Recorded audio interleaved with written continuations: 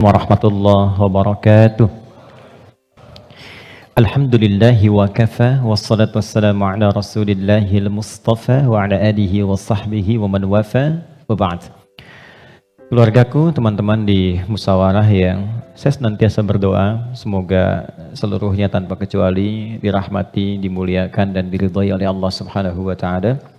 Dan tentunya doa ini tidak akan menjadi maksimal dapat dirasakan kecuali diiringi dengan ikhtiar juga dari teman-teman untuk mewujudkan itu. Ketika seorang ibu memohon kepada Allah, ya Allah jadikan anakku anak yang saleh, tapi anaknya tidak merespon itu untuk menunjukkan dan berikhtiar mendapat kesolehan, tentu tidak mudah doa-doa itu sampai meresap ke dalam jiwa. Karena itu sekali lagi mudah-mudahan apa yang seringkali kami mohonkan kepada Allah Subhanahu wa taala ada kekuatan dan keyakinan dari teman-teman juga untuk menjemputnya sehingga menjadikan kehidupan dan ranah yang kita pijak dalam pekerjaan profesi apapun menjadi bernilai dan membahagiakan baik di dunia ataupun di akhirat. Baiklah, hari ini kita belajar sesuatu yang sangat penting sekali.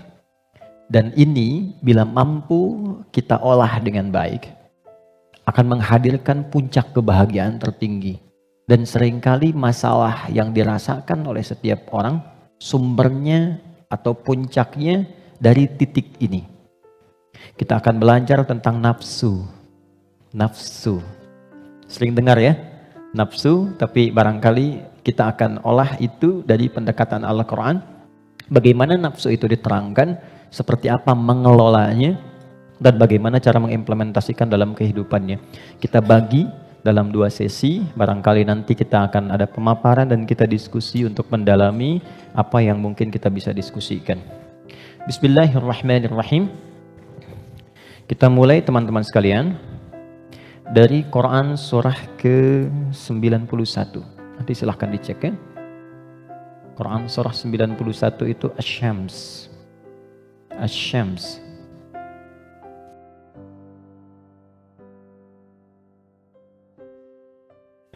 Ayat 7 sampai 10. Oke, pelan-pelan. Wa nafsin wa ma sawwaha fa'alhamaha fujuraha wa taqwaha. Ini butuh fokus agak dalam karena memang pembahasannya cukup detil, tapi saya berusaha menyederhanakan yang mampu bisa kita pahami. Wa nafsi wa ma sawwaha, dan demi nafas. Nafas diterjemahkan dengan jiwa.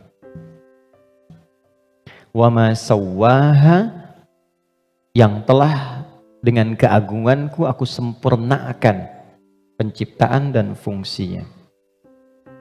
Fa'alhamaha fujuraha wa taqwaha, maka demi menyempurnakan fungsi nafas ini, ditanamkanlah 2 potensi. Dan ini yang akan mengendalikan semua perilaku kita dari ujung kepala sampai ujung kaki. Kuncinya ada di sini. Apakah pandangan ini akan baik atau mengarah kepada yang kurang elok? Perintahnya ada di sini. Baik, demikian seterusnya. Fa'alhamaha fujuraha, ini fujur, wa taqwaha, ini taqwa. Qad aflaha man zakkaha, setiap orang yang mampu menjadikan kendali hidupnya bersumber dari potensi takwanya, maka seluruh perilaku hidupnya dari ujung kepala sampai ujung kaki akan mengantarkan ia pada kesuksesan dan kebahagiaan dari semua aspek kegiatan yang ia lakukan dalam hidup. Ini jaminan dari Allah. Jadi apapun yang Anda lakukan, Anda kerjakan, pekerjaan apapun yang sekarang sedang diikhtiarkan, itu akan cenderung terdorong mendekat kepada kebahagiaan dan kesuksesan jika patokan dalam mengendalikan itu semua bermuara dari sini. Wa qad khaba man dassaha, tapi bila yang digunakan sebagai acuannya adalah yang fujur, maka ini akan cenderung mengantarkan pada nestapa kehidupan. Tingkat yang paling rendah, khaba itu tingkat yang paling rendah. Mendapatkan celaan, hinaan, cacian, macam-macam, bahkan sebelum berpulang. Ya, yang tidak paling menyenangkan itu hidupnya dicela, wafat dicaci, pulang ke akhirat disiksa. Dan itu yang tidak paling mengenakan dalam kehidupan. Nah, sekarang dari satu surah ini, dari ayat 7 sampai 10, kita ingin dalami lebih kuat, dan pendalaman ini menuntut kita untuk lebih fokus karena ini kaitan dengan diri kita sendiri. Apa itu nafas? Itu dulu. Nafas itu apa? Jiwa itu apa? Tempatnya di mana? Seperti apa yang kita rasakan pengaruhnya dalam hidup? Kita pindah dulu ke Quran surah 15 Al-Hijr ayat 28 sampai dengan ayat 30. Quran surah 15 ayat 28 sampai 30. Pelan-pelan. Wa idh qala rabbuka lil malaikati inni khaliqum basyara. Dan ingat, kalau ada idh itu maknanya 3. Ingat, pahami, renungkan. Jadi kalau kita membaca Quran dibuka dengan idh, diingatkan kita oleh Allah, ingat ya. Pahami apa yang akan kau baca ini, lalu renungkan itu pada dirimu yang paling dalam. Wa idh qala rabbuka lil malaikati, pahami, ingat, renungkan.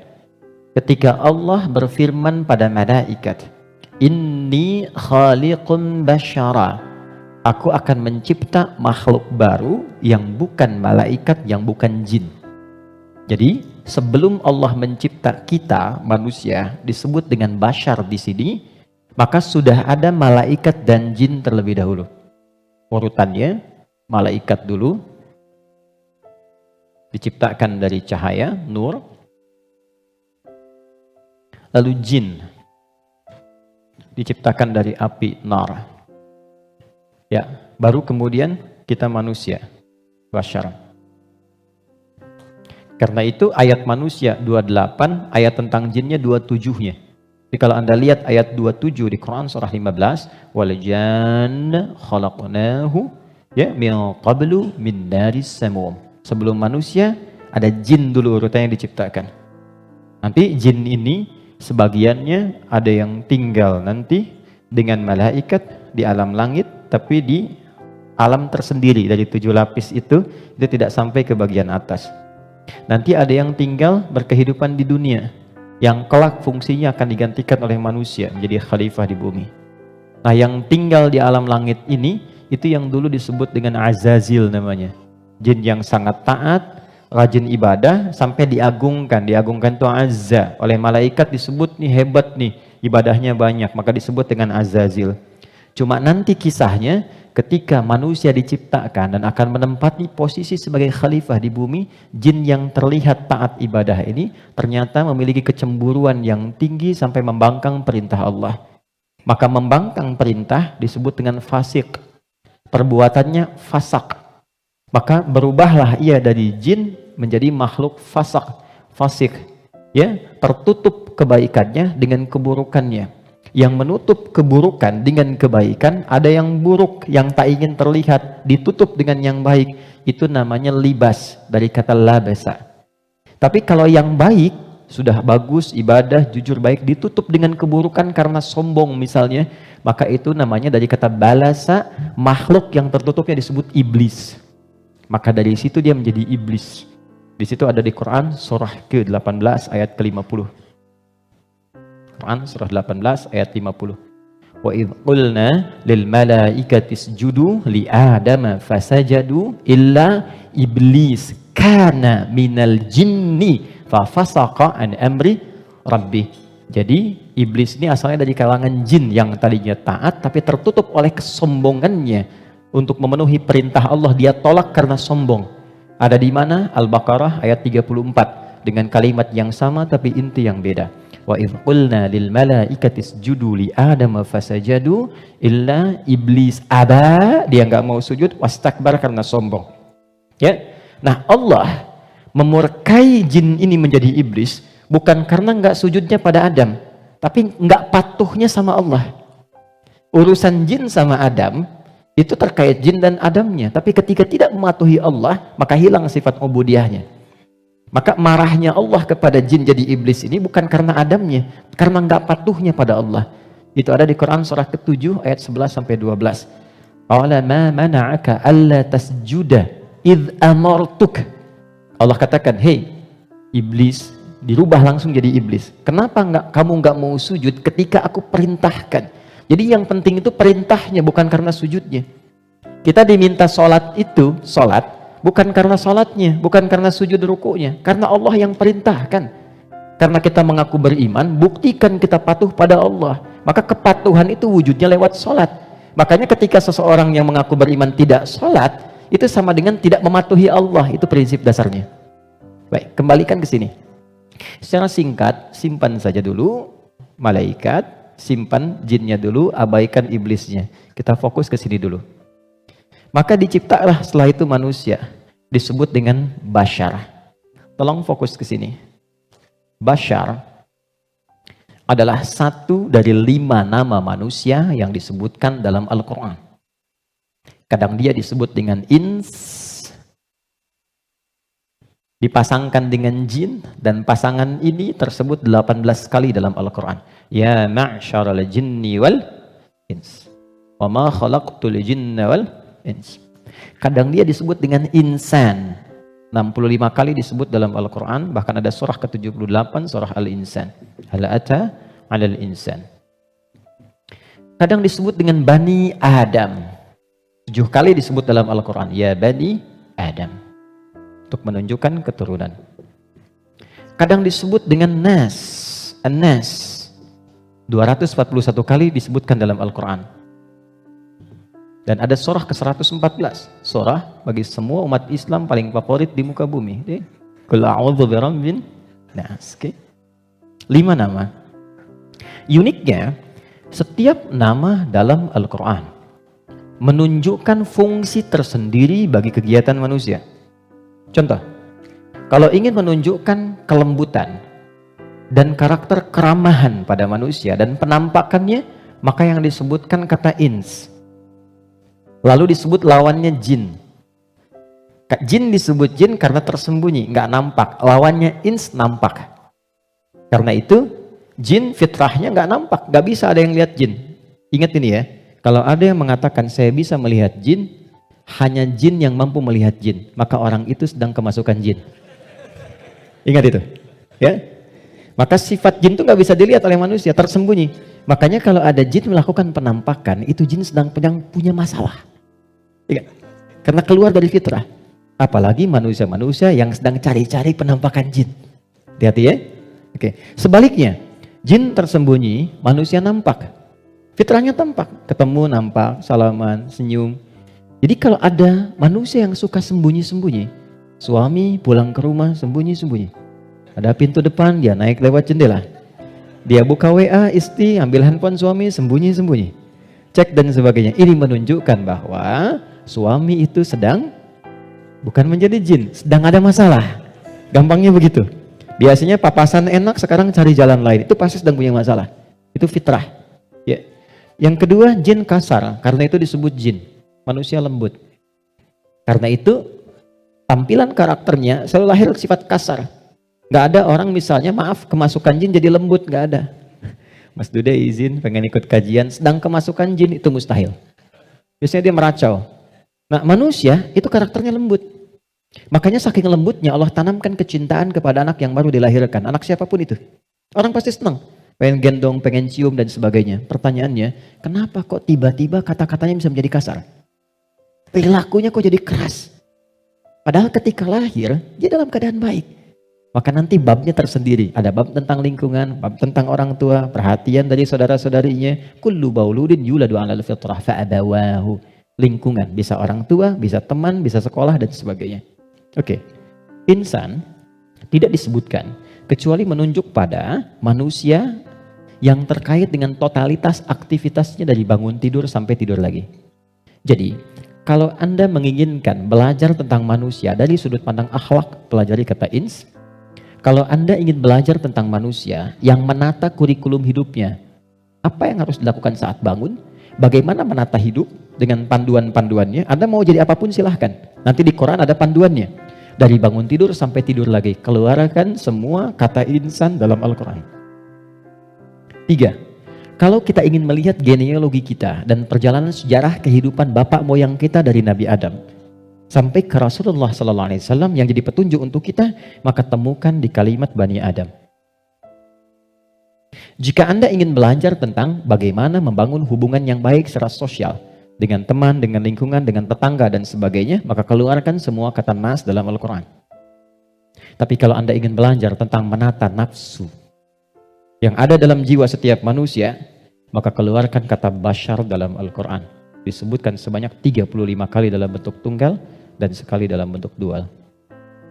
Nah, ketika Allah menyampaikan pertama kali penciptaan manusia, yang disebutkan kalimatnya bashar. Wa idh qala rabbuka lil malaikati inni khaliqum bashara. Bukan ins, bukan insan, bukan bani Adam, bukan annas, bashar. Apa tahapan penciptaannya? Ini intinya. Wa idh qala rabbuka lil malaikati inni khaliqum bashara min salsalin min hama'in masnun fa idza sawaituhu. Satu, membentuk manusia, mencipta manusia ada dua tahapan kata Allah. Pertama fisiknya dulu. Maaf, ini secara teori dulu ya. Baik. Fisiknya dulu. Jadi yang dibentuk berproses, fisik nanti berlangsung selama 4 bulan dalam kandungan. Ini detailnya ditemukan. Misal di Quran surah ke-22 Al-Hajj di ayat yang kelima, atau di Quran surah ke-23 Al-Mu'minun dari ayat ke misalnya 11 sampai dengan 15. Hadisnya di Al-Arba'in An-Nawawiyah nomor hadis yang keempat. Contoh, saya cepat bacakan. Inna ahadakum yujma'u fi batni ummihi arba'ina yawman nutfah. Setiap anak cucu Adam sebelum terlahir dari rahim ibundanya akan mengalami proses selama 40 hari pertama pertemuan spermatozoa dengan ovum, proses. Thumma yakunu mithla dzalika 'alaqah. 40 hari yang kedua membentuk zigot yang mulai menempel di dinding rahim, mulai berproses. Thumma yakunu mithla dzalika mudghah. 40 hari ketiga berbentuk mulai ada daging keratan, mudghah. Sekarang di kurikulum kedokteran di fase modul awal, namanya modul tumbang, tumbuh kembang, itu sama, diksinya sama, menggunakan kata mudghah. Pernah ada anak dari UIN kedokteran datang ke saya, Ustaz saya minta belajar. Saya bilang, Anda dari mana? Kedokteran. Berikan dulu semua modul Anda ke saya untuk saya pelajari dan saya belajar dari Anda, baru kemudian Anda boleh belajar dari saya. Maka saya temukan di antara modulnya ada kata mudghah di dalamnya. Baik, itu usia 4 bulan, 40 hari ketiga. 40 kali 3, 120 hari, 4 bulan. Thumma yursalu ilahil malak fayanfukhu fihi ruh. Ini poinnya. Di usia 4 bulan ini, barulah diperintahkan oleh Allah ditiupkan roh. Karena itu kalau ada yang tengah mengandung, usia 4 bulan, itu rohnya sudah masuk. Ya? Dan di situ nanti ada tuntunan. Bagaimana mendidik anak sejak dalam masa kandungan. Kami pernah share ini di hari Quran dan dipraktekkan. Alhamdulillah begitu anaknya mulai bicara yang keluar Quran. Dan setelah itu dicek kemudian oleh ustadz yang mengecek, ternyata telah hafal Quran 30 juz. Dalam baru bicaranya itu. Lalu diurutkan 3 tahun usia hafalan, 3 tahun usianya hafal Quran 30 juz. Di antara amalannya Quran surah ke-7 ayat 189. Falamma taghasyaha hamalat hamdan khafifa famarrat bi, sampai ke ujung ayatnya, da'amallaha rabbahuma la in ataitana salihah lanakunanna minasyakirin. Jadi kalau ada yang sedang mengandung, di antara sunnah membacakan untuk anak itu suami istri. Bukan hanya istri saja, suami saja. Suami istri berdoa, itu doanya ada di Quran surah 7 ayat 189. Satu ayat ini saja. Ya, secara singkat. Saya agak cepat, roh ditiupkan. Nah, roh ini sumber kehidupan. Saya mau tanya begini, maaf ya, ini saya sederhanakan sekali. Kalau roh sumbernya dari mana? Halo? Roh sumbernya dari mana? Allah, oke? Okay? Baik, sumbernya dari Allah. Tahu dari mana? Quran surah ke-17 ayat 85. Wa yas'alunaka 'anir ruh qulir ruhu min amri Rabbi. Karena roh sumber kehidupan langsung yang ditiupkan pada fisik. Jadi generator kehidupannya di sini. Kalau nggak ada roh, nggak akan bergerak ini. Makanya orang meninggal, dicabut rohnya, sudah nggak bisa bergerak lagi. Nah, sumber roh itu sumber kehidupan dari Allah. Baik, sekarang saya tanya, kalau Allah maha baik tidak? Ada aibnya tidak? Ada cacatnya tidak? Lihat, kumpulan semua kebaikan, jika dikumpulkan, jujur, sabar, misalnya kan, kalau kita kumpulkan sifat-sifat baik itu, semuanya itu akumulasinya disebut dengan takwa namanya. Karena Allah itu maha baik, gak ada cacatnya, maka semua yang bersumber dari Allah pasti semuanya baik dan membawa sifat-sifat kebaikan. Perhatikan, fokus. Roh ini ketika ditiupkan masuk ke dalam fisik manusia usia 4 bulan, dia membawa sumber-sumber kebaikan. Karena datangnya langsung dari Allah, diperintahkan masuk, maka membawa akumulasi kebaikan. Maka selain roh ini masuk ke dalam fisik, dia juga membawa potensi-potensi kebaikan yang disebut dengan takwa. Ini fa'alhamaha fujuraha takwa. Pelan-pelan. Kalau fisik ini langsung dari Allah atau ada proses dulu? Terbayang nggak maksudnya? Kalau roh itu kan langsung kan, Allah firmankan masuk kan. Kalau fisik langsung tercipta ada proses dulu. Proses. Tadi kan sampai 4 bulan demikian. Sebelumnya ada proses dan sebagainya. Proses kan? Karena proses didahului dengan ikhtiar, maka tidak sama sifatnya dengan takwa. Dia membawa sifat bawaan disebut dengan fujur. Sekarang perhatikan, saya ilustrasikan. Bismillah. Ini ada gelas. Oke, kosong ya. Ini kalau kalau saya isi air bening, ya kosong kan? Saya bukan ingin sulap ya, cuma ingin tunjukkan. Kalau ini saya isi air bening nih, bening, oke? Bening. Lalu saya campur dengan kopi. Jadi apa warnanya? Oke, berubah warna kan? Intinya hitam misalnya. Saya kasih susu, berubah warna kan? Baik ya? Maka perhatikan baik-baik. Kalau kita ilustrasikan, ini ada tempat, dimasukkan kemudian air bening. Gambarkan yang bening itu takwa ini. Jelas? Takwa itu tadi sifat yang melekat kepada apa? Roh. Masih ingat? Kemudian dia bercampur dengan ini, sifat bawaan dari fisik. Kenapa saya sebut tidak langsung dari Allah, tapi melalui proses ikhtiar yang Allah tetapkan? Karena maaf sekali. Kenapa namanya disebut fujur? Karena ini berkumpul segala macam bentuk di sini. Apakah teman-teman mencari semua yang halal, yang dimasak oleh istri, masuk kemudian ke dalam mulut dan perutnya, dan terkonsumsi oleh janinnya? Apakah dipastikan semua halal? Kalau dia menjadi halal, akan jadi baik. Kalau dia menjadi syubhat, ya akan menjadi bercampur. Kalau dia dari yang haram, akan menjadi kotor. Karena itu yang bersumber di fisik disebut dengan fujur, yang ini pasti baik. Tadi saya katakan, kalau campurannya susu, bening, bagus, nyaman. Tapi kalau campurannya kotor, lumpur dan sebagainya, maka jadi bermasalah. Maka jangan pernah membawa sesuatu yang haram, dibawa ke rumah, apalagi dikonsumsi anggota keluarga. Karena itu pasti akan merusak dan berpengaruh kepada karakter. Karena masuknya ke sini. Itu pasti itu, pasti. Pernah ada riset begini, ini saya langsung lakukan. Saya baru pulang dari Tripoli, mengajar di satu tempat di Bekasi. Kemudian tiba ada anak yang tidak biasa. Ini menarik ini. Anaknya unik sekali. Tapi ibunya solehah. Rajin, bapaknya solehah. Bapaknya soleh, ibunya solehah. Jadi rajin ke majelis ilmu dan anaknya unik. Nah, qadar Allah alhamdulillah bertahan dengan kami itu sampai selesai belajar. Ibunya tiba datang. Alhamdulillah Ustaz katanya. Anak saya bisa bertahan. Emang kenapa Bu? Tidak pernah dia bisa bertahan di satu tempat, baik di pengajian apalagi di sekolah, kecuali setelah 5 menit gurunya akan datang mengantarkan ia kepada saya, mohon dibawa pulang karena kami tak sanggup mengajarinya lagi. Nah, tanpa saya tanya, ibunya cerita, Ustadz izin konsultasi, sebetulnya ini saya adopsi karena dulu kami mencoba menyelamatkan, saya bekerja sama dengan kawan saya yang public figure juga perempuan, menyelamatkan 2 anak kembar dari perilaku orang tua yang ayahnya pencuri, ibunya suka mabuk. Jadi begitu sedang mengandung, ibunya masih minum minuman yang diharamkan itu. Maka itu berpengaruh kepada janinnya, lahir ia. Nah, mengeluarkan itu nggak mudah tuh, karena sudah menjadi daging.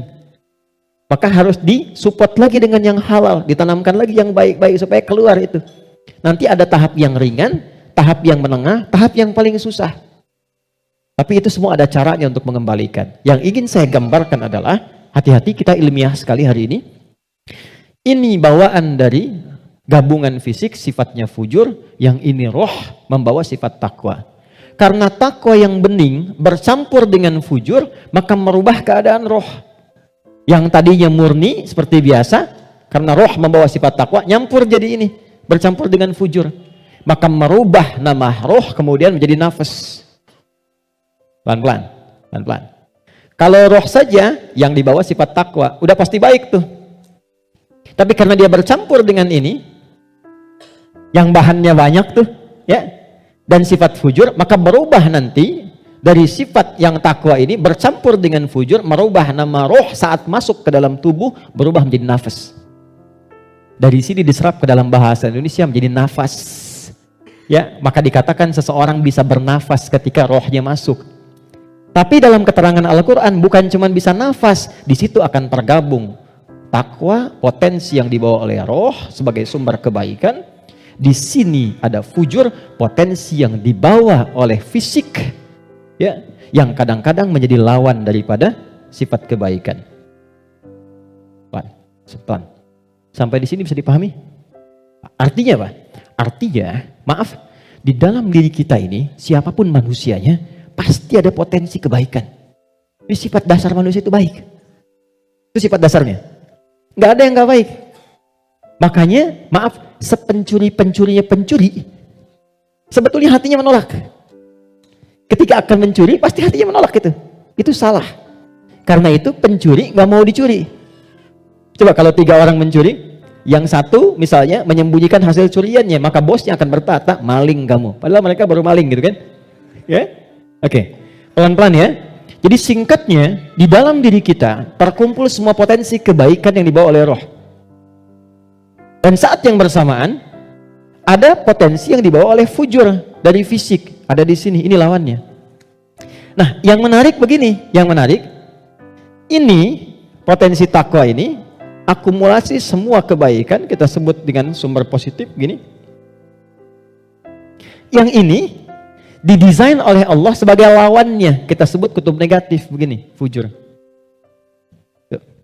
Pelan-pelan ya. Dan ini sudah menjadi hikmah kehidupan. Apapun yang bisa bergerak akan selalu ditemukan positif dan negatif. Anda beli robot-robotan pakai baterai, pasti ada kutub positif dan negatif kan? Ya kan? Proton dan neutron. Dalam proton nanti ada neuron dan macam-macam, ada partikel, ada atom dan sebagainya. Jelas ya? Ini semua hukumnya sudah begitu. Ini hukum kehidupan. Tapi kaitan dengan diri kita, ini yang harus kita sadari. Saya turunkan ke sini untuk lebih mudah. Nafas, di sini ada takwa, semua kumpulan sifat baik, jujur, rendah hati, kemudian sabar, dan seterusnya. Saat yang bersamaan, di sini ada lawannya, sifat fujur. Jadi kalau teman-teman di sini menemukan jujur, di sifat fujur itu ada dusta. Kalau di sini ada rendah hati, di sini ada sombong.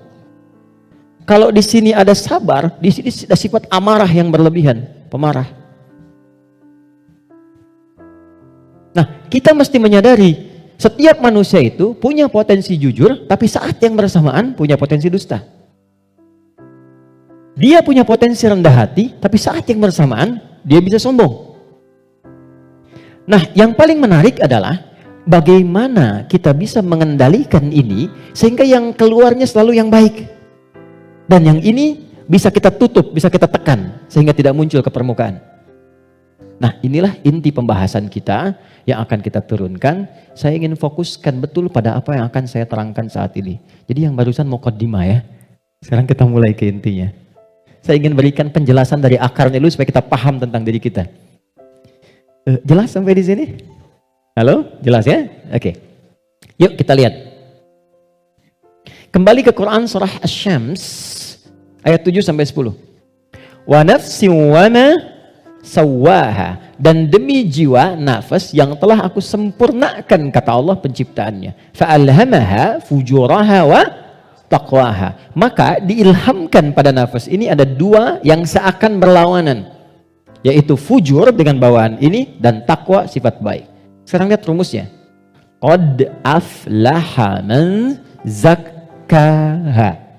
Qad, saya berikan gramatikal bahasa Arabnya dulu. Qad harfu tahqiqin wa taukidin. Huruf tahqiq yang menjamin sesuatu. Taukid yang menegaskan satu hukum. Cara menerjemahkannya, qad aflaha, aku jamin, kata Allah. Dan aku tegaskan. Orang yang mampu menata zakat, menata nafasnya dengan baik, maka hidupnya akan cenderung sukses dan bahagia. Apapun pekerjaannya. Baik, kalau Anda buka terjemahan, zakat itu diterjemahkan dengan menyucikannya. Qad aflaha man zakkaha. Ini kuncinya. Jadi kalau kita ingin menata qalbu, menata nafas, maka caranya dengan zakat. Zakat menyuci. Saya tanya ke akhwat ya, teman-teman. Kalau menyuci itu, membuang bajunya atau kotorannya? Oke. Saya tanya ke teman-temannya, ikhwan yang pria. Sekali lagi saya pastikan. Menyuci itu membuang bendanya atau menghilangkan kotorannya? Kotorannya. Baik, sekarang saya tanya pada semuanya. Kalau tidak kotor, mungkin nggak dicuci? Huh? Halo? Kalau tidak kotor, mungkin nggak dicuci? Baik, baik. Sekali lagi, yang ketiga, yang terakhir. Jadi adanya kotor itu untuk menunjukkan yang bersih atau untuk mengotori pakaiannya? Ayo, bingung sekalian nggak apa-apa. Manfaat kotor itu, kotor, untuk menunjukkan yang bersih atau untuk mengotori pakaiannya? Bukan, yang mengotori itu Andanya, gitu kan? Kotor itu diciptakan untuk mendapatkan bersihnya. Sebab kalau nggak ada kotor, nggak akan ketahuan bersihnya. Anda nggak mungkin nyuci kalau nggak ada kotoran, nggak ada kerjaan. Tapi supaya ketahuan itu bersih, ditampakkan yang kotornya. Kan harus ada pembanding. Dari mana taunya orang itu baik? Kalau ada yang buruknya, bisa dibandingkan. Tahu dari mana dia jujur? Kalau ada bohongnya. Tahu dari mana bersih? Kalau ada kotornya. Maksud saya, kotoran itu diciptakan bukan ingin mengotori pakaiannya, tapi ingin menghasilkan kebersihan di balik kotoran itu. Karena itu menyuci, itu membersihkan kotoran, bukan membuang bendanya. Tarik logika itu ke sini. Qad aflaha man zakkaha. Allah menciptakan sifat fujur bukan ingin menjadikan manusia itu terjebak dalam keburukan. Jadi jangan bertanya begini, kenapa Allah ciptakan sifat dusta? Kan saya nggak akan berdusta kalau begitu. Kenapa Allah ciptakan sifat sombong? Kan saya nggak akan sombong kalau begitu. Bukan, kata Allah, pada asalnya diciptakannya fujur dengan semua sifat ini adalah untuk menjadi katalis dalam bahasa kimia itu. Supaya dia bisa menstimulus supaya baiknya keluar. Sebab kalau nggak ada ini nggak akan muncul. Contoh, bisa nggak ada sabar kalau nggak ada marah? Antum pulang ke rumah, ketemu istri, tiba-tiba nyampe rumah, istri bilang, "Pak, sabar ya Pak, sabar," gitu. Padahal nggak ada hujan, nggak ada angin, nggak ada apa-apa. Kira-kira respon antum gimana? Sayang, kamu sehat? Kan? Nggak mungkin kan? Ada amarah, pim. Mau marah nih, sabar aja, sabar, nggak usah dibalas. Nah, kapan ada sabar kalau ada pemicunya? Kapan ditemukan jujur? Ketika ada dusta. Jadi dusta itu diciptakan bukan ingin menjadikan Anda sebagai pendusta, tapi sebagai katalis supaya jujurnya muncul. Sabar diciptakan dan marah diciptakan untuk supaya yang baiknya muncul. Sebab kalau nggak ada marah, sabarnya nggak akan naik. Paham nggak sampai di sini? Nah, cara kita mengolah dibalik kata Quran, qad aflaha man zakkaha. Kalau satu waktu terjadi muncul dorongan yang mendorong dari sini, fujur ke nafas. Cara kerjanya begini supaya lebih paham. Gak apa-apa, saya menghapus saja. Bismillah. Jam 3 saya dari Bandung, ya Allah. Aku sudah hari Kamis. Saya nerangkan sendiri, apa? Kehormatan bagi saya Presiden Musyawarah. Enggak usah ini aja, supaya nggak ada beban. Jazakallah. Nggak apa, ini aja. Baik. Kasih banyak, jazakallah khair. Semoga dapat tambahan rahmat. Amin. Cukup? Ya, dipegang aja nanti kalau ada keperluan lagi. Okay. Gini teman-teman, saya mulai dari sini dulu. Ini agak mahal, tapi butuh fokus. Ini nafas. Nafas itu inti jiwa nih di sini. Kelihatan ya? Intinya di sini. Di dalam inti ini ada lagi turunan tadi. Saya kebawahkan dulu, di takwa, semua sifat baik. Yang ini fujur. Ini lawannya. Nafas itu adanya di dalam kolbu. Kolbu begini. Yang sering terjemahkan dengan hati. Adanya di sini, kolbu. Kolbu adanya di sodrun. Nih, ini. Masih ingat teman-teman kalau sholat kan, Allahu Akbar tangannya di sini kan? Ini posisi tangan ini sodrun. Di dalam sodrun ada kolbu. Nih, ini ada sodrun. Semua apa yang kita lakukan sumbernya dari sini. Misal kita mau bicara nih, kalau yang keluar baik itu ini yang perintahkan dari sini. Ke sini ke kolbu, ke sodrun, keluar ditembuskan langsung ke akal, kita keluarkan sepersekian detik. Kalau yang keluar yang buruk sumbernya dari sini. Jelas? Nah, saya ingin katakan dulu sebentar. Setan sudah meminta kepada Allah sejak Adam diturunkan supaya diberi kewenangan untuk menggoda yang ini. Itu nanti ada di surah An-Nisa di ayat yang ke-118. Dari ayat 116 sampai 118. La'anahullah wa qala la'attakhidanna min ibadika nasiban mafruḍa. Ketika dia dilaknat oleh Allah, dia berkata, ya Allah izinkan aku menggoda satu bagian dari manusia. Maksudnya yang ini. Di sini sumber keburukan nih. Dalam bahasa Arab, buruk itu disebut dengan su namanya. Su, gini. Pelan-pelan. Nah, setan menggoda, memprovokasi dengan halus. Memprovokasi dengan halus itu bahasa Arabnya waswas. Waswasa yuwaswisu. Halus sekali. Dia masuk lewat sini. Sodrun. Jamaknya sudur. Jamak dari sodrun sudur karena manusianya banyak. Di Quran surah ke-114, alladzi yuwaswisu fi sudurin nas. Dia menggoda ke sini, ke kolbu, ke sini. Alih-alih bicara yang baik, dia katakan keluarkan yang kasar. Tak sadar keluar. Begitu keluar bentuknya dalam bentuk perbuatan, maka keluar namanya su, kata-kata yang kotor. Kata-kata su. Karena ini melewati nafas, nih, kan dari nafas nih. Tidak dilihat fujurnya, yang dilihat nafasnya. Oh, ternyata nafasnya itu memerintahkan kepada su. Nafas ketemu su, disebutlah nafsu. Oh, ya, ini asalnya nafsu. Ini asal kalimat nafsu. Dari mana ini ditemukan? Quran surah ke-12 ayat 53. Paling kiri sebelah atas di mushaf. Quran surah 12 Yusuf ayat 53. Wa ma ubarni'u nafsi innan nafsa nafas la'amaratum bisu. Nafas ketemu su jadilah nafsu. Jelas? Nah, asalnya nafas ini netral. Di dalamnya ada takwa, ada fujur. Yang ini, yang kelihatan jelek, sebetulnya asalnya katalis untuk yang ini. Bukan ingin menjadikan kita berbuat buruk, tapi lebih menjadikan yang fujur ini mendorong supaya yang sifat baik itu muncul ke permukaan. Pertanyaannya caranya bagaimana? Kata Quran, qad aflaha man zakkaha. Zakka, sifatnya disebut tazkiyah. Cara paling gampang memahaminya adalah ketika muncul dorongan yang kurang bagus, cari cepat lawannya yang baik, yang ini. Karena ini diciptakan untuk memunculkan yang takwa. Jadi ketika Anda menemukan ada yang dusta, bukan mengajak Anda berdusta, tapi supaya Anda memunculkan kejujuran dalam diri Anda.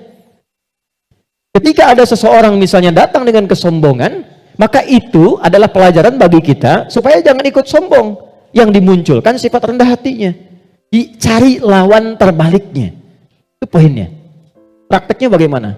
Contoh. Apa lawan cemberut? Lawan cemberut apa? Senyum. Jadi kalau istri cemberut, harusnya antum senyum. Cemberut dititipkan kepada istri bukan membuat antum supaya marah atau mengintegrasi, tapi supaya antum senyum. Antum pulang ke rumah, lihat istri sedang cemberut. Oh, cemberut, lawannya apa? Senyum. Sayang. Kok cemberut? Kayaknya kenal. Sling, ada hadiah iPhone 14 Pro Max misalnya kan. Contoh. Dalam hidup tuh simpel sebetulnya, cari lawannya. Sedih lawannya apa? Senang. Ketika ada seseorang sedih, cari apa yang bisa membuat dia senang. Ya, ketika seseorang misalnya sedang gelisah, cari ketenangan. Ketika ada seorang berbuat sombong, antum datang dengan kerendahan supaya mengajarkan dia kembali kepada sifat rendah hati ya. Kalau semua orang bisa melakukan semua ini, walaupun tidak mudah mengerjakannya, maka kata Allah hidupnya akan cenderung bahagia. Itu asalnya. Tapi problemnya adalah di sini ada setan yang memberikan was-was supaya ini muncul dominan. Apa yang bisa mencegah dan menghambat setan supaya tidak menjadikan manusia dominan dengan sifat fujurnya dibanding takwanya? Sebelum sampai ke sana, saya ingin jeda dulu. Saya ingin simpulkan dulu konsep dasarnya. Jika kita ingin menata nafas dengan baik sehingga tidak didominasi oleh nafsu sifat-sifat yang kurang bagus, maka setiap mendapati kekurangan-kekurangan atau hal yang kurang positif dari siapapun lawan kehidupan kita, maka cepat munculkan lawan baiknya. Kadang-kadang yang diuji bukan kita, yang diuji orang lain, tapi yang disasar hikmahnya kita. Itu namanya fitnah. Jadi fitnah itu tidak harus selalu tuduhan. Bisa jadi ujian. Misal, inna min azwajikum wa auladikum, bahkan amwalikum fitnah. Kata Allah, anak-anak itu jadi fitnah. Maksudnya apa? Kadang-kadang di anak-anak ada aktivitas-aktivitas yang mungkin tidak ideal, yang orang sebut dengan nakal. Ya? Padahal tidak ada anak yang nakal. Boleh jadi anak itu dibuat aktif supaya kreativitas orang tuanya makin muncul. Jadi ketika Anda melihat anak-anak punya ekspresi tersendiri, lihat dulu dari yang kurang bagus itu, apa yang dimunculkan yang baik supaya keluar. Itu caranya. Sama dengan begini, itu ada kejadian di Cianjur. Musibah. Bagi warga Cianjur yang terkena, itu bala namanya. Ibtila, ujian langsung yang dialami. Bagi kita itu fitnah. Ujian yang diberikan ke sana, tapi hikmahnya menyentuh diri kita.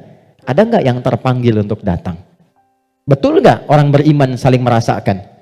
Betul nggak titipan harta itu benar-benar untuk berbagi dan sebagainya? Maka diberikan ujiannya di sana. Mungkin yang wafat di sana masuk kategori syahid akhirat.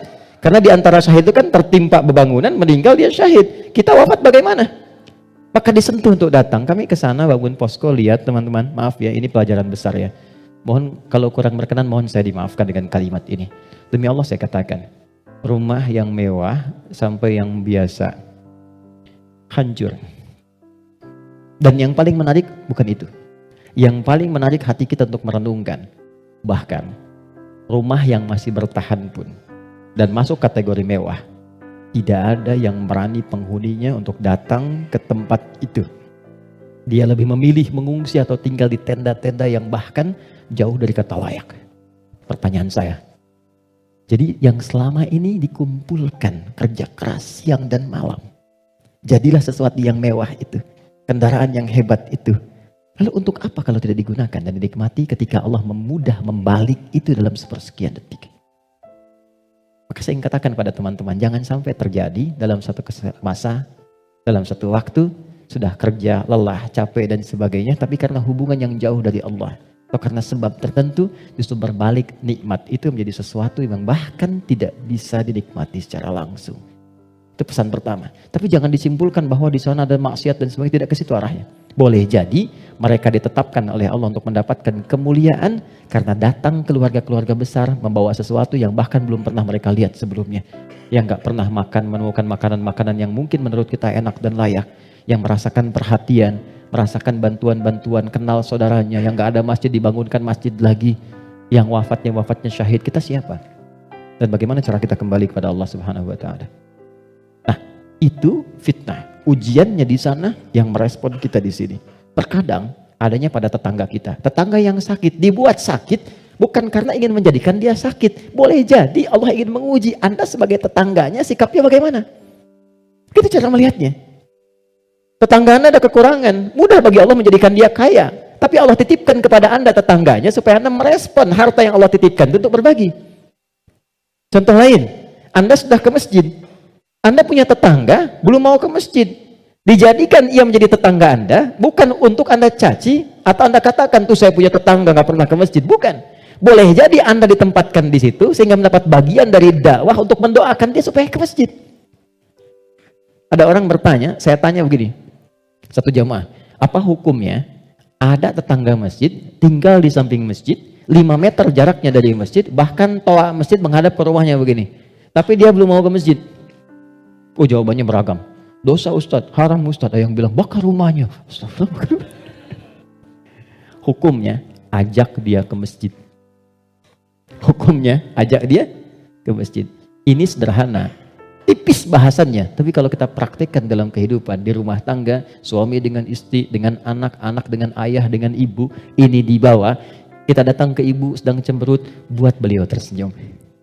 Lihat pasangan sedang gelisah, buat dia lebih tenang. Lihat anak sedang menangis, buat dia tertawa.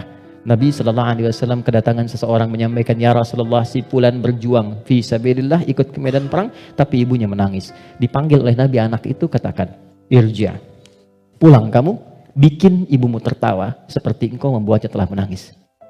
Ini konsepnya. Sederhana, tapi kalau kita bisa mengendalikan itu dalam kehidupan, maka kebahagiaan akan nampak di depan mata. Setidaknya itu kata Al-Quran. Oke, saya berhenti sejenak, kita dialog dulu. Nanti setelah itu saya akan sempurnakan tentang provokasi setan dan bagaimana mencegahnya. Ada yang mau ditanyakan? Saya perkenankan. Halo, kenapa menjadi diam begini?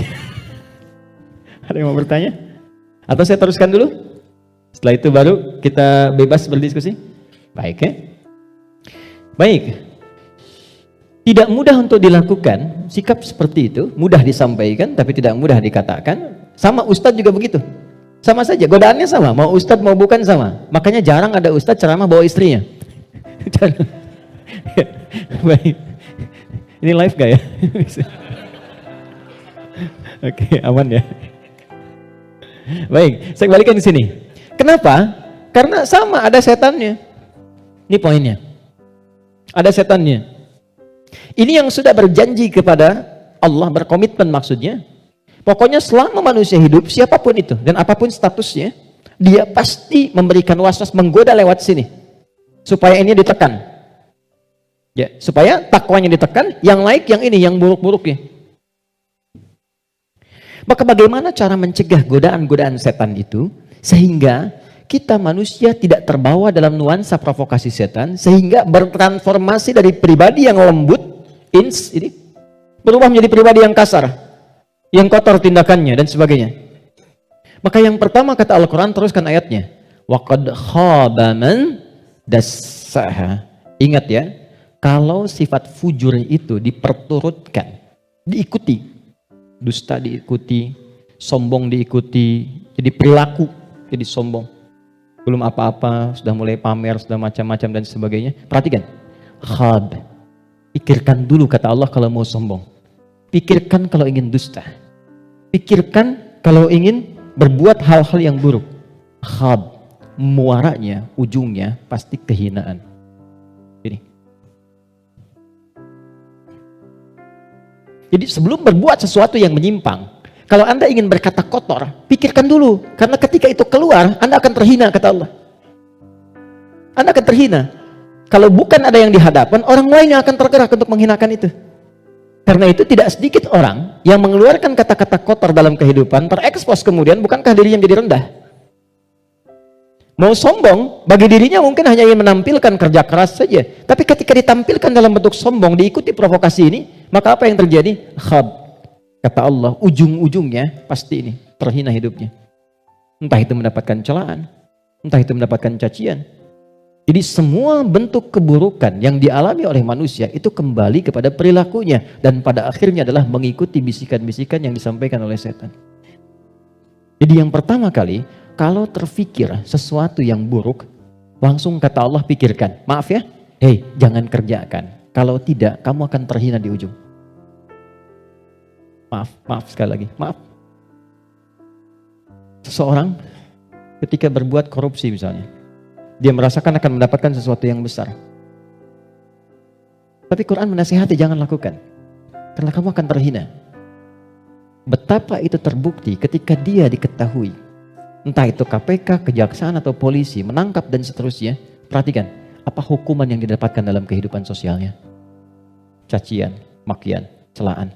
Dan yang paling dahsyat, bukan hanya orang yang melakukan, sampai anaknya dapat bagiannya. Padahal tidak pernah mengerjakannya. Keluarganya mendapatkan bagiannya, padahal tidak pernah melakukannya. Karena itu, masuk kepada yang kedua. Nahnu narzuqukum wa iyyahum, atau nahnu narzuquhum wa iyyakum. Ada dua ayat. Kaidah-kaidah perilaku dan rizki ada yang terwariskan. Yang kedua, kata Allah, kalau kamu merasa bisa menanggung kehinaan pada dirimu, pikirkan keluargamu. Contoh. Anda mengatakan, saya belum menikah Ustaz, tapi Anda kan punya ayah, punya ibu. Jadi kalau Anda berbuat sesuatu yang buruk, orang tua Anda akan kena.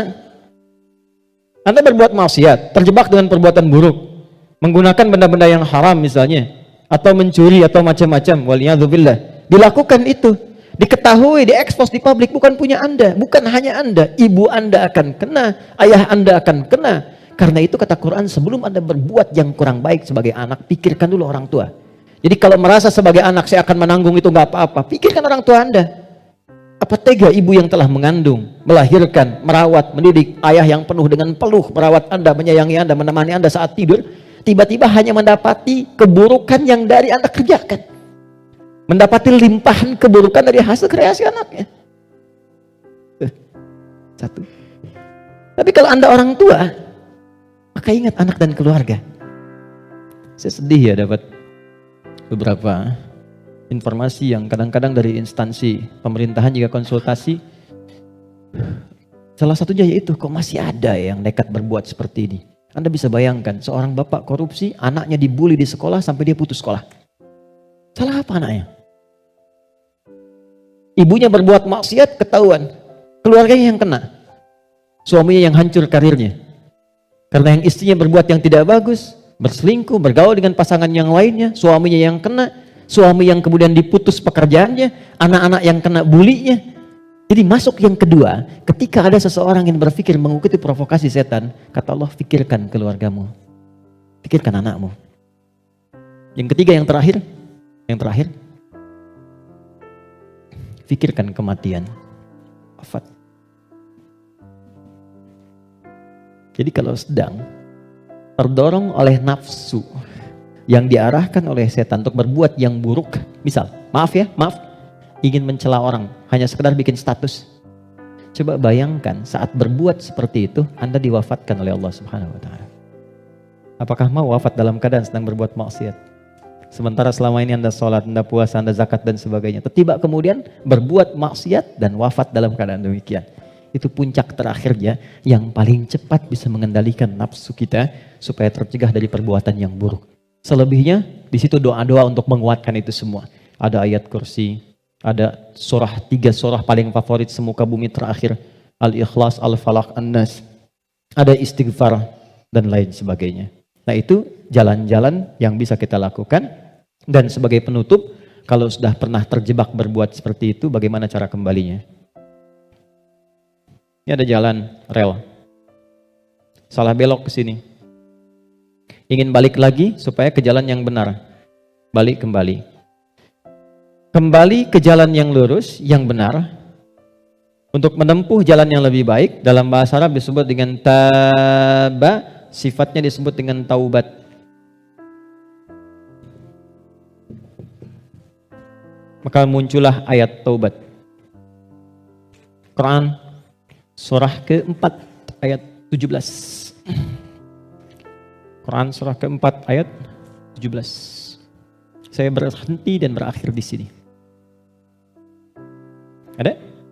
Innamat taubatu 'ala Allahi lilladzina ya'maluna as-su'a bijahalatin thumma yatubuna min qarib. Masih ingat teman-teman? Kalau perbuatan dari nafsu jadi wujud perbuatan, maka disebut apa namanya? Perbuatannya disebut apa? Masih ingat gak? Kalau lupa suka nggak inget tuh. Su, masih ingat kan? Su kan? Oke. Sekarang di ayat itu, innamat taubatu 'alallahi lilladzina ya'maluna su. Kata Allah, kalau ada yang pernah terjebak berbuat buruk dalam hidup, kata-katanya keluar kotor, tindakannya nggak bagus, hartanya didapatkan dari jalan yang tidak baik misalnya, terus dia ingin merubah itu, dia merasa saya diprovokasi oleh setan, terjebak oleh nafsu, pengen berubah, pengen menghilangkan itu semua. Maka apa yang harus dilakukan? Tsumma yatubuna min qarib. Ini yang indah nih. Bab ini yang paling penting. Mohon fokus baik-baik. Ini yang paling penting dan ini yang paling dahsyat yang bisa kita dapati saat ini. Tsumma yatubuna min qarib. Ini kalimatnya. Gak perlu dihapus dulu, biarkan dulu saja. Nih, teman-teman gini. Kemudian saat dia sadar itu salah, dia bergegas ingin segera memperbaiki. Kalimat ini menjadi mahal karena ada informasi di dalamnya dan ini rahasia. Mohon dijadikan antara kita saja di hari ini ya. Perhatikan kalimatnya. Ternyata, maaf, seburuk-buruknya perbuatan yang pernah dikerjakan oleh manusia, rahmat Allah menjadikan setiap manusia itu selalu mendapat kesempatan cahaya untuk kembali. Karena itu, seburuk apapun perbuatan yang pernah dilakukan, pasti akan ada kilatan di hati kita yang mengingatkan, apa masih mau begini terus? Bisa nggak saya berubah? Pernah nggak merasakan itu? Ya, bisa nggak saya tahajud malam? Bisa nggak saya sholat? Sampai kapan saya mau begini? Nah, itu yang mahal. Kadang-kadang datangnya lewat renungan, kadang-kadang datangnya lewat pandangan. Misal Anda pulang dari pekerjaan, kok tiba-tiba Anda lewat ke depan masjid yang banyak orang sedang menunaikan sholat. Tiba-tiba Anda lewat ke pesantren yang anak-anak kecil sudah bawa mushaf, pengen menghafal. Sedang melihat kan? Pertanyaan saya, kok bisa Anda lewat situ padahal bisa melalui jalan yang lain? Itu kalau bukan sayang Allah gak mungkin diberikan demikian. Kadang-kadang lewat pendengaran. Kadang-kadang pendengaran dan penglihatan. Pendengaran misal, ta'lim di Masjid Raya Pondok Indah atau misalnya MRBJ di sini. Suara keluar, Anda lewat situ. Begitu Anda lewat terdengar kalimat bertobatlah kepada Allah sebelum kita semua wafat. Padahal kalimat itu ditujukan pada jamaah yang di dalam, tapi suaranya keluar, Anda yang dengar. Kok bisa Anda dengar itu gitu? Kadang-kadang pendengaran dan penglihatan. Anda pengen lihat YouTube, ngecek yang lain, tapi yang keluar pengajian. Yang paling dahsyat jawaban dari pertanyaan Anda selama ini. Nah, itu yang dimaksudkan. Kalau Anda mengalami momentum seperti itu, kata Quran, cepat ambil. Karena Allah sedang memberikan kasih-Nya secara langsung tanpa campur tangan siapapun. Biasanya, kalau dalam kondisi seperti itu disambut oleh seorang hamba, maka muncullah rahmat Allah pada saat itu yang akan langsung merubah hamba itu menjadi kekasih Allah Subhanahu wa taala. Makanya tidak sedikit orang menjadi kekasih Allah. Kekasih itu maksudnya sangat dekat dengan Allah sampai doa pun baru minta udah dijawab. Siapa di antara mereka aulia Allah itu? Rata-rata ada di antara mereka yang tadinya pelaku maksiat. Terus merasakan nikmatnya taubat, meningkat ibadahnya, dan sekatnya seakan-akan menjadi jauh, terpisah, lepas dari dirinya, nyambung ke Allah begitu cepatnya. Doanya cepat terjawab, zikirnya terasa dengan nikmat. Itulah aulia Allah. Nah, jadi yang ingin saya katakan adalah, kalau satu kali berbuat salah, terfikir, kemudian ada kilatan di hati kita, di pikiran kita, atau mendengar atau melihat sesuatu, mengarahkan kita untuk bertobat, cepat ambil itu. Cepat ambil.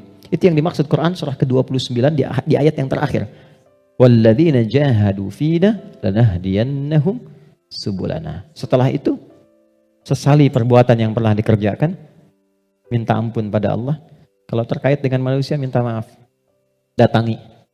Dan jangan merasa sungkan. Jangan merasa sungkan. Kenapa berani berbuat salah tapi tidak berani meminta maaf? Datangi, minta maaf. Apapun yang ia lakukan, kata-kata dan sebagainya, tidak akan pernah mengambil hak Anda. Tidak akan mengambil kesempatan Anda, waktu Anda, tapi membebaskan semua sekat yang ada dalam jiwa kita. Tapi kalau orang lain yang salah, maafkan dulu. Memaafkan orang itu akan menghilangkan sekat dalam diri kita, sehingga tidak pernah memikirkan dia lagi.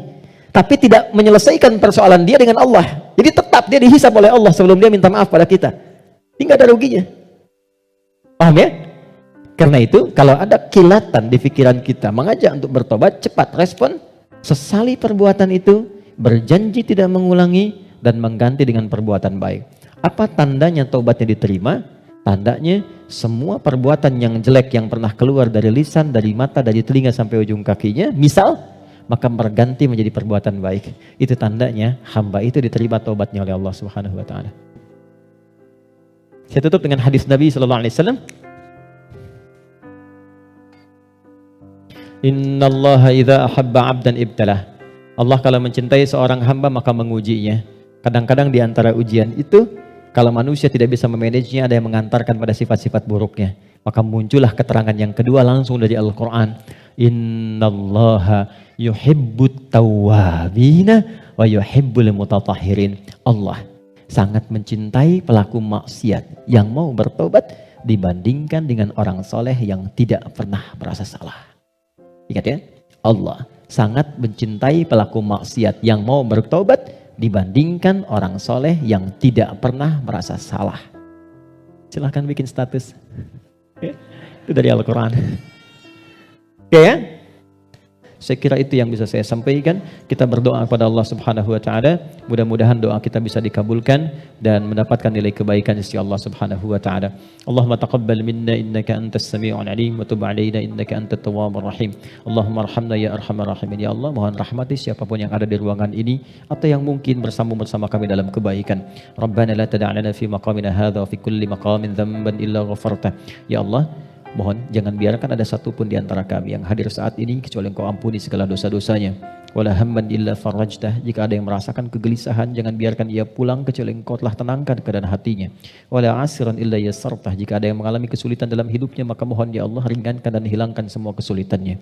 Rabbana atina fid dunya hasanah wa fil akhirati hasanah wa qina adzaban nar. Wa sallallahu ala sayyidina Muhammad wa ala alihi wa sahbihi ajma'in wa akhiru da'wana alhamdulillahi rabbil alamin. Assalamualaikum warahmatullahi wabarakatuh.